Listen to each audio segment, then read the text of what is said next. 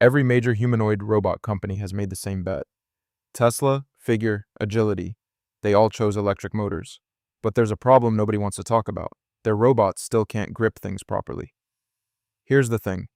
Electric motors are great at spinning. They're terrible at squeezing. They apply force in rigid, binary ways. On or off, hard or soft. Now think about your own hand.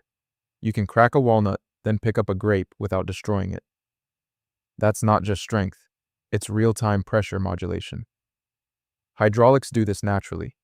Pressurized fluid can adjust grip instantly as objects shift and resist.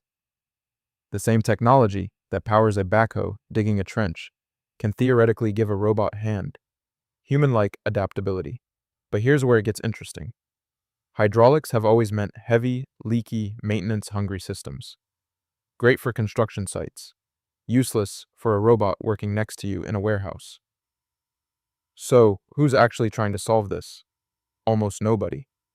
That's what makes the companies betting on hydraulics genuine contrarians. Sanctuary AI out of Canada is the most serious player, and it's not close. They've built proprietary hydraulic hands for their Phoenix Humanoid, designed for warehouse work where you need to grab an egg, then immediately lift a 20-pound box.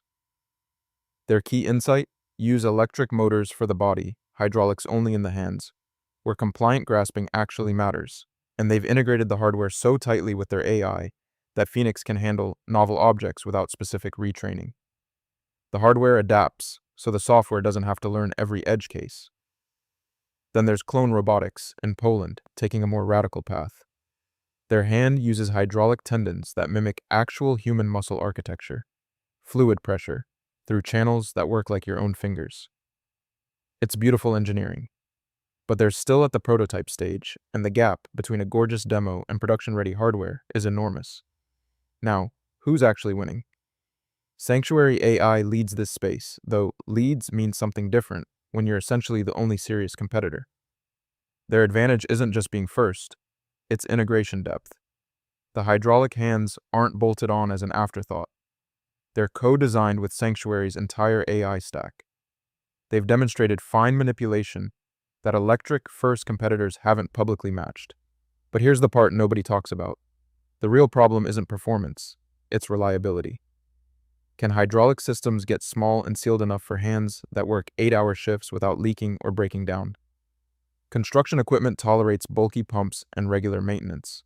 Robots working alongside people cannot. Whoever cracks truly compact, sealed hydraulic actuation, no exposed fluid lines, no servicing, changes the entire game.